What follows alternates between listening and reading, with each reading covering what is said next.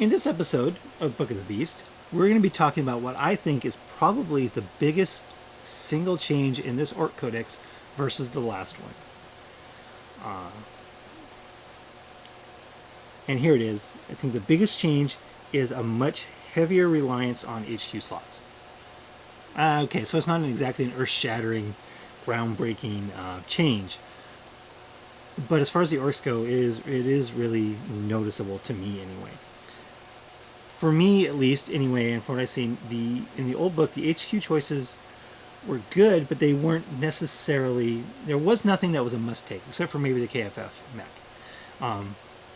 The Warlord, the HQ position wasn't that important. I mean, always, more boys was better than spending more points on HQ slots. Pretty much. Would you take a war boss or 10 more boys? Or a war boss that's kitted out with 20 more boys? That's the kind of things we're talking about here as far as points go. With this new book, HQs are very important to both your army's survivability and their ability to assault.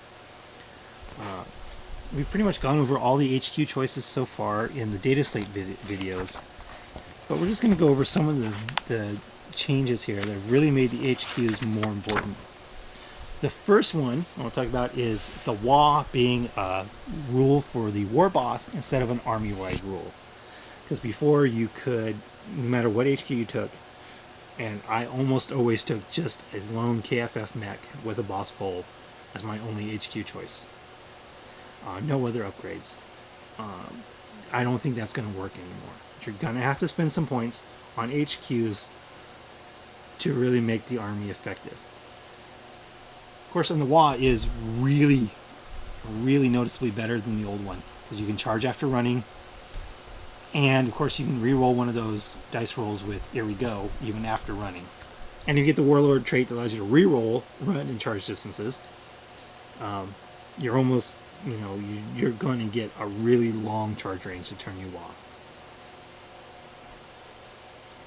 and which is something orcs need.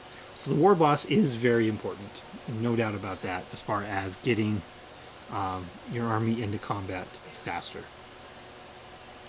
The Weird Boy, again, is really good. I've covered the Weird Boy. Adding demons to your army, adding a Bloodthirster to your army, or adding extra attacks. Weird Boy is actually going to be a very good support unit. Having the extra mechs to sprinkle characters around units, the big mech with his KFF and mega armored KFF is an excellent support run. Pain Boy or Mad Doc, almost mandatory. At least one of these in every army, maybe 2 Pain Boys. A War Boss and 2 Pain Boys as your 3 HQ choices in the Ork Horde detachment. I don't think there's going to be any complaints about that. Of course, Mad Doc is just awesome. And of course you got your nice other characters here, Boss Eggstruck and Captain Bedrick, which can add something to your army. Probably won't be your only HQ choice, but they could add something. So all these HQ choices are good. There's nothing in here, well, except for maybe Captain Bedrick. He's not that great, because he doesn't really add much, especially for the points cost. All the other HQs are really good. I mean, even Boss Eggstruck, he may not add a lot, but for 65 points, he's so cheap it doesn't matter. But Pain Boys and extra mechs and the War Boss, these are all things you're going to be seeing a lot more. You're going to be spending a lot more points on your HQ slots in the Orc Army than you have ever spent before. And that is a really big change, because when you spend more points on HQs, that's fewer boys, fewer shots, fewer ludas, fewer of everything else. Of course, you're going to add a lot of survivability to those units that you do take with the orcs. With the HQ choices that you do take. A Weird Boy to throw some demonettes ahead of your army to absorb some shooting. The War Boss to get your army across the board in a turn or two. And the mech to add characters for the mob rule. Pain Boys everywhere. Pain Boys. Feel no pain is awesome. No doubt about that. And Boss Eggstruck is a very nice, very useful character for just a mere 65 points. So you're going to fill those HQ slots. You're going to want the 8 horde or core detachment for the 3 HQs. You're going to run 2 detachments, 1 combined arms, 1 or core for 5 HQ choices. In bigger games, because you're going to use them and you're going to want those HQ slots. There's no doubt about that. Because, I've run 1 Pain Boy, 2 Weird Boys, KFF Mech, and a War Boss in 2,000 points. And, a second Pain Boy. I might even drop the KFF Mech for a second Pain Boy. I don't know.